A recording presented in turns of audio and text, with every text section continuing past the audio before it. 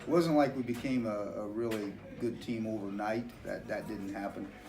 It was a process, but I think the focus certainly changed. I remember our seniors having a meeting the week after the HSE game and asked the coaches to leave the meeting and just kind of laid it out to the underclassmen, what was going to be expected in practice, and I think that had a lot to do with the success we had.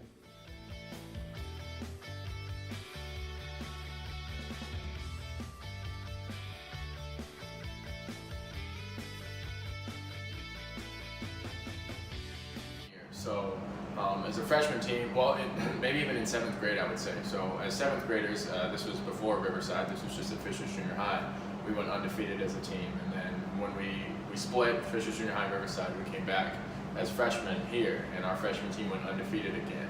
And I think kind of from that point on, we realized that as a group we had a lot of talent, a lot of capability, and we got used to winning. And then the dream kind of started to set in that, like when we're seniors, we need to be undefeated. Like we could really win a state championship.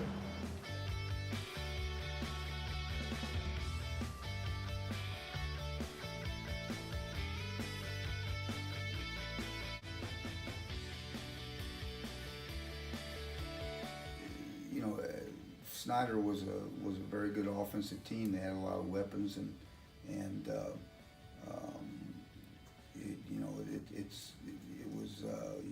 we had some games like that through the course of the year. But we had a lot of confidence in our defense, all year long, especially as the year developed. And the next week we played a Valpo team that if we had any concerns about our defense, I think that game, probably rectified that because we played very well defensively in that game, and not that we didn't in the Snyder game. I think we played pretty well against them defensively, but they were a team that could score points, and so you have to be able to keep up with that.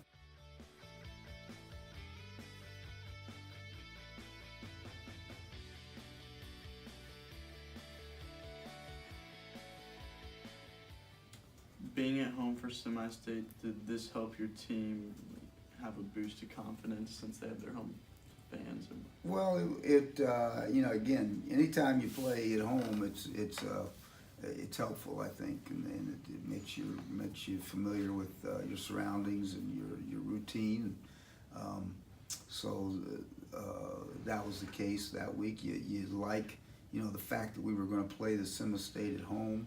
Certainly was something to be excited about, because it gave us the opportunity to win a chance to be in the state finals in front of our home crowd. So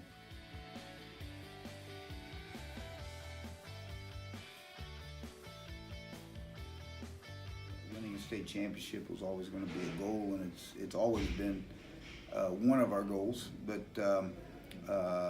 things have to having won a state championship in 1987 at Zionsville High School. From my experience with that, and just from observing, you have to have some things go right for me to say that we expected the kind of year that we had, and winning a state championship. I'm not sure you can always plan for that. Things have to go your way. We knew we had a very good football team, and we knew that we could compete with people in our conference. We really hadn't played a lot of people outside our conference at that point, so I'm not sure we really knew what we were capable of once we got outside the conference.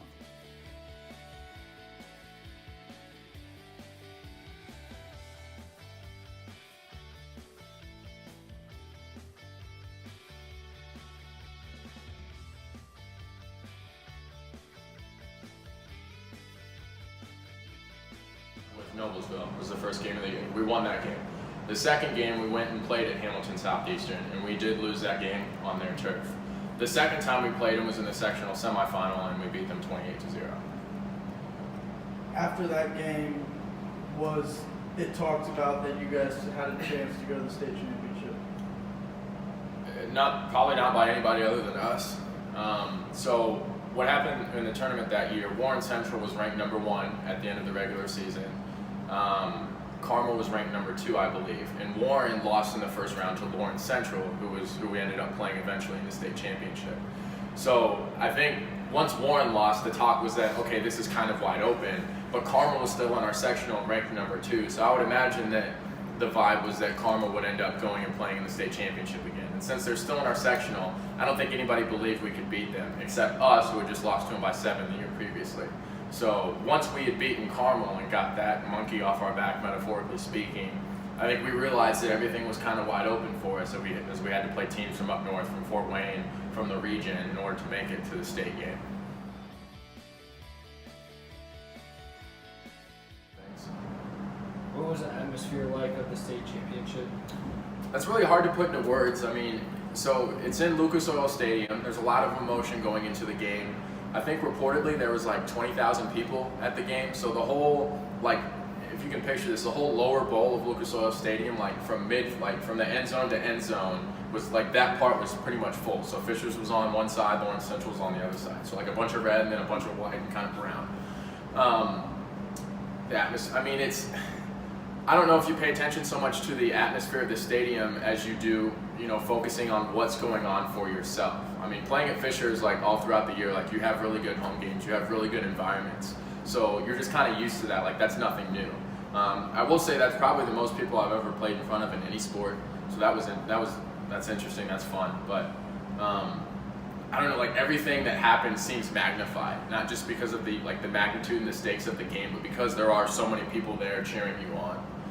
At the same time, it may feel a little empty because it's such a big stadium, but I don't know. I think that kind of adds to it because of the largeness of the arena, and that you're like, wow, we're really playing in this environment. I don't know, it's hard to describe. You kind of just have to live it.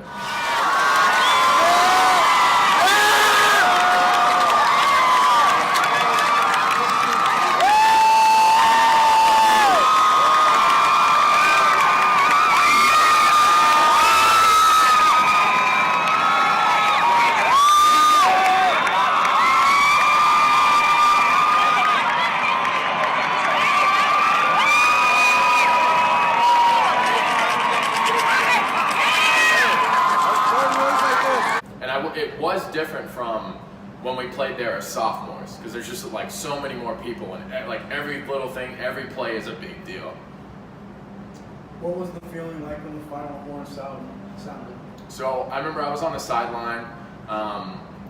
It's a really overwhelming experience. I cried from it. So I remember walking off the field for the last play and taking my helmet off and realizing, wow, that was probably my last football play, as a high schooler. But then watching the clock wind down and we're up 38-19, like, that we really did this. Like, one, that it's over, and you're sad that your football career is over because you want to keep playing, but you realize there's no more games, there's no more mountains to climb at this level. But I started to think about every single time my alarm went off at like 5:35 for 6 a.m. lifts and workouts. Every single two-a-days throughout my 4 years that I absolutely just dreaded, I absolutely hated. All the Wednesday practices where your body just hurts and everything really just sucks, right? Like, all of that felt worth it. Like, all of that felt validated. All the hard work, all the times you've messed up and coaches yell at you, having to go to Bishop Dullahan camp over the summer and it's just hard on your body. Like, all the difficult things that we had been through the 4 years felt validated, and all just kind of washed away. And you get this like happiness, this joy over you. And I think one of the best feelings is that you've done this with your brothers, that it's not like I get to celebrate this, but I've done it with Kobe and RC and Fonzo and Mango and Willie and like Chang and like all these guys. Like, we've done this together, and that we set out to do something from an early age, and then even I guess as a whole team from the beginning of the season, and that we've actually like made it a reality. It was a really overwhelming feeling. After the game, when you guys won, there was a rally back at the school. Yeah. Do you remember, like, vaguely how cool that was for you guys to? Yeah, so you get on the bus. I know we had police escorts there. I don't remember if we had one back or not. It does kind of seem like a blur, but I remember, I think I had the trophy walking in. So it's, it's this big like state plaque, and then we walk into the gym and it's probably more packed than it gets for mud sock games. I mean, it's, it's full, and I don't know. You just walk in, you kind of raise it up, you just celebrate it. Everybody's cheering. It's, you know, people like all your friends want to hug you, and everybody wants to be a part of it. But yeah, that's all kind of a blur, I'll say. But it is. I mean, it's a good thing to reflect on.